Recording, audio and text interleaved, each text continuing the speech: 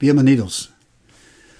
Una noche durante el ministerio terrenal de Jesús, le vino un hombre, dirigente entre los judíos, que se llamaba Nicodemo, que le dijo: Rabí, sabemos que eres un maestro de Dios, porque nadie podría hacer las señales que tú haces si Dios no estuviera con él.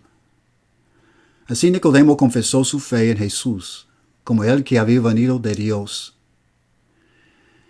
El tema hoy se llama ¿Qué cree usted sobre el Maestro? Y es la tercera lección en la serie Amar a Dios con todo su corazón, alma, mente y fuerzas, el viaje de transformación.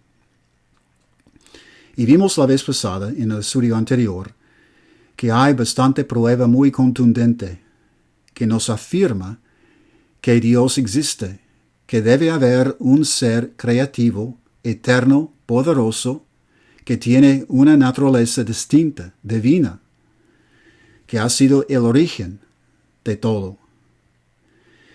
Y una de las pruebas que consideramos la vez pasada fue un código, elementos de un lenguaje que forman un mensaje.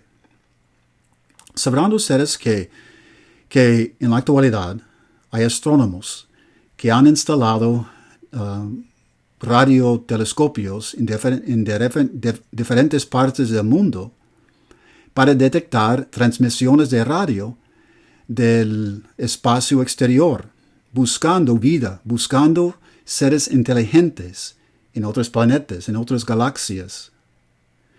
Y lo que están buscando son pulsos de radiotransmisiones que pueden ser como un código expresando un mensaje. Están escuchando, por ejemplo, por algo que daría como un pulso breve seguido por un largo, luego dos breves, largo, largo, y luego breve, breve, breve, largo, largo, largo. Y tal orden matemático sería como un lenguaje, comunicando un mensaje, diciendo, estamos aquí. Pero la verdad es que los astrónomos están buscando en lugares muy lejanos. Lo que deben estar haciendo es buscando en lugares muy cercanos, adentro de nosotros mismos, alrededor de nosotros mismos, donde hay un código que afirma que existe Dios, el que ha formado todo el universo. Vimos la vez pasada que la ADN es un código en cada célula de nuestro cuerpo que forma un lenguaje y que comunica un mensaje para construir proteínas. Es un código que consiste en 4 moléculas, letras, representadas por letras, en una cadena de 3 billones de segmentos, en un orden muy preciso para comunicar ese mensaje. Y tal código con lenguaje y mensaje solo puede ser el invento o la creación de Dios y no por la casualidad en la naturaleza. El problema es que está tan cerca y no lo conocemos. Eso era el problema del hijo perdido, porque viviendo tantos años en la casa de su padre y no lo conocía. No conocía la profundidad de su amor, ni su gracia, ni de la profundidad de su compasión, hasta que vino de aquel país lejano y experimentó el perdón de su papá, cuando su papá lo recibió de nuevo como hijo.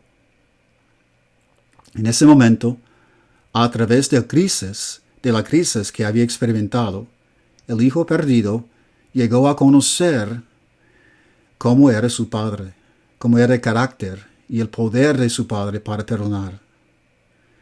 Nosotros también vivimos tan cercanos de la prueba, de la afirmación que Dios existe, y sin embargo no lo conocemos. La verdad es que también cuando nos encontramos en una crisis, podemos ser motivados en el corazón por la crisis para buscar la evidencia que Él existe. Pero en la naturaleza solo vemos evidencia que Él existe. Por la naturaleza no podemos descubrir cómo es, qué tipo de ser es, en el sentido de qué tipo de carácter tiene. Él tiene que revelarse a nosotros de alguna manera. Tiene que intervenir en nuestra propia existencia para revelar cómo es, para que lo conozcamos. Y hay mucha gente que duda que si Dios existe, duda que pueda intervenir y revelarse a nosotros de alguna manera. Pero nosotros en nuestra arrogancia humana no debe limitar el poder de Dios, ni por nuestra imaginación, porque la creación es su dominio, y Él puede cruzar desde sus dimensiones a la nuestra, para poder hacernos entender quién es y cómo es. De hecho, nos ha dejado algunas indicaciones útiles de cómo es, porque sabemos que dentro de nosotros sentimos un vacío sin su presencia. Y ese vacío nos atestigua que ocupamos a Dios, que ocupamos la relación con Él para llenar ese vacío. A la vez el ser humano también busca sabiduría y busca grandeza moral. Pero ¿de dónde viene ese deseo? Si fuera solo un animal, no tendría tal deseo de adquirir grandeza moral o sabiduría. Son indicaciones que ha dejado el Creador en nosotros para ayudarnos a buscarle y conocer cómo es. Pero nos ha dejado otro idioma, otro lenguaje también, un lenguaje moral que habita en la parte más profunda de nuestro ser. Esa es la capacidad para amar incondicionalmente. Y ese es un lenguaje, tiene un código que consiste de compasión, humildad, misericordia y gracia. Y si los seres humanos fueran solo animales, no tendrían esa capacidad de entender ni comunicar un amor incondicional y gracia. De hecho, las leyes que gobiernan el universo no tienen gracia. No hay ninguna idea de gracia que nos puede comunicar la naturaleza. Gracia es una misericordia inmerecida. Tampoco en ninguna otra fe en el mundo hay conceptos sobre la gracia, el favor inmerecido, la misericordia inmerecido. Y esa gracia forma parte del amor incondicional. Entonces, ¿de dónde vino ese lenguaje? ¿Cómo lo recibimos? ¿Cómo lo descubrimos? Bueno, el Nuevo Testamento afirma que vino a través de Jesús. Juan, el escritor del Evangelio de Juan, en Juan capítulo 1, dijo que vino Jesús lleno de gracia. Y también nos afirma el mismo Juan que Dios es amor, que amor vino de Dios. Hay mucha gente que piensa que nosotros atribuimos el amor a Dios porque hemos creado a Dios en nuestra imagen, pero lo tienen al revés. Porque de hecho, el amor vino de Dios. Nosotros como animales no podíamos haber inventado el amor. Dios tuvo que ser el origen del amor. Y a nosotros nos quiere crear en su imagen, con la capacidad para amar incondicionalmente. Y vino Jesús como el reflejo del Padre Celestial. Al menos esto es lo que el Nuevo Testamento afirma. Que Jesús vino como la intervención de Dios en este mundo, como el reflejo de Dios, para revelarnos cómo es Dios. Y por ejemplo, en el Nuevo Testamento, El escritor de Hebreos nos dice en Hebreos capítulo 1, versículo 3, nos dice que el Hijo es el resplandor de la gloria de Dios, la fiel imagen de lo que Él es, y Él que sostiene todas las cosas con su palabra poderosa. Es la fiel imagen de lo que es Dios. También Colosenses capítulo 1, versículo 15 nos dice que Jesús es la imagen del Dios invisible. El mismo Juan en Juan capítulo 1, versículo 1 nos dice que Jesús es el verbo de Dios. Todas esas frases describen una relación de uno que refleja a otro, que expresa a otro. Están diciendo que Jesús vino a expresar el carácter y el poder de Dios. Por eso se llama el Hijo. Jesús se llama el Hijo de Dios y afirmaba que era el Hijo de Dios porque un hijo refleja a su Padre. Y Él vino a reflejar al Padre y dijo, si han visto a mí, han visto al Padre. En Juan capítulo 14, versículo 9. ¿Cómo es Dios?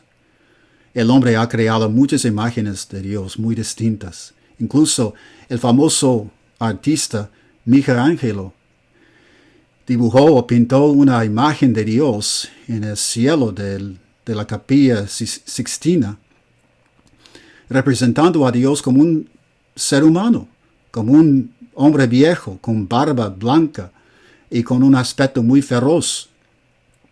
Eso sería blasfemia a vista de lo que enseña el Nuevo Testamento, porque Dios no tiene esa forma. De hecho, Jesucristo sí mismo dijo, Dios es espíritu. Es decir, que tiene una naturaleza, una existencia muy distinta, en una dimensión distinta que nosotros. Jesús no vino en la imagen física de Dios, sino vino a reflejar su carácter, su amor, su misericordia y su compasión. También Juan dijo en la primera de Juan capítulo 1 versículo 5 que Dios es luz, el origen de energía y de vida. Y como hemos dicho, Dios es amor. Si queremos describir cómo es Dios, el Nuevo Testamento nos afirma que por medio de Jesucristo nos ha revelado que Dios es espíritu, luz y amor. Entonces, vino a Jesús para afirmar que Él es la revelación del Creador. Ahora, si alguien afirmaba eso, tendría que probarlo de alguna manera. Y por eso vino haciendo lo que el Nuevo Testamento llama milagros o señales. No para entretener a la familia, entretener a la gente, o solo para sanar. Hacía los milagros para afirmar que había venido de Dios, porque los milagros mostraban un poder creativo. Y ese poder creativo revela el poder creativo del Padre Celestial, de Dios, de ese ser creativo. Entonces, había una necesidad lógica para los milagros. Es lo que debíamos estar esperando. Si Cristo en verdad afirmaba que había venido de Dios, como reflejo de Dios, tendría que mostrar algún poder más allá del poder humano para demostrar el poder que tiene Dios. Pero eso es lo que afirma el Nuevo Testamento. Pero ¿qué podemos decir sobre el registro, la historia que encontramos en el Nuevo Testamento? ¿Es historia o es leyenda? La verdad es que el Nuevo Testamento fue escrito, los libros del Nuevo Testamento fueron escritos en el primer siglo, antes que hubiera podido desarrollar una leyenda. Una leyenda necesita mucho tiempo para desarrollarse. El Nuevo Testamento fue escrito mientras los testigos oculares que habían visto a Jesús todavía vivían. Enfoquemos nuestra atención en los libros que se llaman los Evangelios, Mateo, Marcos, Lucas y Juan, que son biografías de la vida de Cristo, junto con el libro de Hechos, que también narra la historia primitiva de la iglesia, que empezó después de la resurrección de Jesús. Podemos levantar la pregunta si esos libros son de confianza, que son fidedignos, si en verdad podemos creer en su testimonio. Eso se basa en la fecha en que fueron escritos, porque sabemos de evidencia interna que esos libros fueron escritos en el primer siglo. Por ejemplo, Mateo, Marcos y Lucas, los tres, hablan de la predicción que hizo Jesús sobre la caída y la destrucción de Jerusalén por los romanos. En el año 33, Jesús les predecía a sus discípulos que los romanos iban a venir a destruir la ciudad, la famosa ciudad de Jerusalén. Y luego sucedió en el año 70, después de la muerte y la resurrección de Jesús, muchos años después. Pero mientras que los testigos de Jesús, los testigos oculares, todavía vivían. Pero en sus libros, Mateo, Marcos y Lucas, aunque mencionaron la predicción de Jesús, no mencionaron el cumplimiento. No mencionan la caída y la destrucción real de Jerusalén. Entonces, si hubieran escritos después de el año 70, habrían mencionado que las palabras de Jesús fueron cumplidas, porque sería una prueba muy grande que él era profeta. Pero no la mencionaron. ¿Por qué? Porque escribieron antes de la destrucción de Jerusalén, antes del año 70. ¿Por qué es tan importante? Es porque muestra que ellos escribieron temprano, mientras los testigos oculares todavía vivían. Además, por ejemplo, en Marcos capítulo 15, versículo 21, Marcos describe los eventos alrededor de la crucifixión de Jesús y cómo los romanos obligaron a un hombre, Simón de Cirene, para llevar la cruz de Cristo. Y en Marcos 15, versículo 21, Marcos menciona quién era Simón.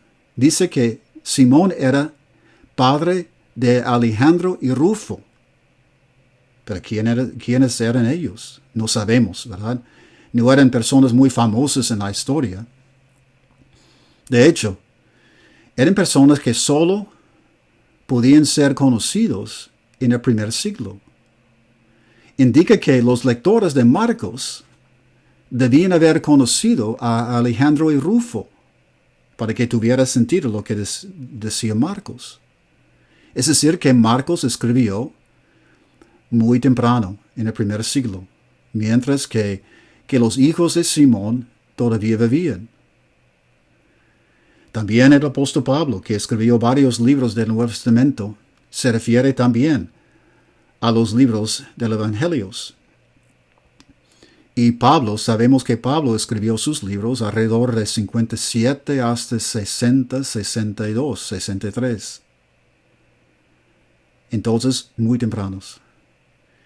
Es decir que podemos confiar en los libros de Marcos, Mateo, Lucas y Juan, porque fueron escritos durante el periodo cuando los testigos oculares todavía vivían. Y ellos, los testigos, podían afirmar que los escritores escribían la verdad sobre Jesús. Y habían miles de testigos para confirmar los escritos. Y por eso, en el primer siglo, aunque había otros libros escritos sobre los hechos de Jesús, además de los 4, que no encontramos en el Nuevo Testamento, la gente en esa época confiaba tanto en Marcos, Mateo, Lucas y Juan. Y todavía los tenemos por el testimonio de los testigos. que podían confirmar la verdad de sus escritos. Entonces, sabemos que podemos confiar en el Nuevo Testamento como un libro histórico. La única razón por qué la gente niega la historia del Nuevo Testamento es porque no pueden imaginar a un Dios o no pueden imaginar que Dios puede intervenir en nuestro mundo. Pero no debemos limitarlo por nuestra propia imaginación tan limitada, la imaginación humana. ¿Y qué pensaba la gente en el primer siglo de Jesús? Hay una cosa que no pensaban. No pensaban que era un lunático. Hay tanta gente que llegó a creer en él. Miles y miles de personas en el primer siglo. Miles de personas. Romanos, judíos, personas de diferentes culturas, lenguajes, llegaron a creer en él. Y empezaron a transformar su vida, a pesar de un gran riesgo que corrían. Algunos de ellos fueron perseguidos y matados por los romanos por su creencia. A pesar de esto, seguían creyendo. ¿Por qué? Porque la evidencia para ellos era tan clara que Jesús había venido de Dios. Y ellos atesoraban las historias de él, porque sabían que eran verdad. Entonces, Jesús afirmaba que era la revelación de Dios, el reflejo del Padre Celestial. Y como Dios es amor, Jesús, mostraba el amor de Dios. Y viendo a Jesús, viendo su compasión, mirando su misericordia, su perdón, su bondad, vemos en él la misma bondad, amor, misericordia, compasión y perdón de Dios. Llegamos a entender que Dios, el creador del universo, tiene esas cualidades. Es un ser que es amor, espíritu y luz. ¿Por qué es tan importante entonces entender quién es Jesús y llegar a creer a base de evidencia que Cristo vino de Dios para reflejar a Dios? Porque Jesús es nuestro Maestro, nuestro guía en el viaje de transformación. Y si vamos a tener la fuerza necesaria para seguir transformándonos en la imagen de nuestro Padre Celestial, tenemos que creer que ese Dios existe y que Jesús vino a revelarnos cómo es. Porque queremos ser transformados en su imagen. Y Jesús es el que vino a mostrarnos como nuestro Maestro cómo es la imagen de Dios, de amor, compasión, misericordia, de perdón y bondad. Una vez, un joven rico vino a Jesús, queriendo saber qué tenía que hacer para tener vida eterna. Y es lo que le dijo a Jesús. Vino corriendo y se postró delante de Jesús, diciendo: Maestro bueno, le preguntó, ¿qué debo hacer para heredar la vida eterna? Y Jesús le dijo: ¿por qué me llamas bueno? Respondió Jesús: nadie es bueno sino solo Dios. ¿Por qué llamaba a Jesús buen maestro? Le llamaba buen maestro porque pensaba que Jesús era un maestro mejor que otros maestros, el mejor. O llamaba a Jesús buen maestro porque era bueno en el sentido de que Dios es bueno, perfecto, con toda la sabiduría y reflejo del Padre Celestial. ¿Qué creía ese rico joven sobre Jesús como maestro? Todo dependía de lo que él creía sobre Jesús, porque Jesús le iba a decir algo que tenía que hacer para seguir en pos de él y para tener vida eterna, que le iba a costar mucho. Y para pagar el costo, tenía que confiar en Jesús como el buen maestro. Bueno en el sentido que Dios, el Padre, es bueno. Es el único que es capaz de llevarnos en el viaje de transformación. Entonces, confiemos en Él. Confiemos en Él. Ponemos confianza en Él con todo lo que tenemos para seguir en pos de Él y seguir nuestro viaje de transformación. Que Dios les bendiga.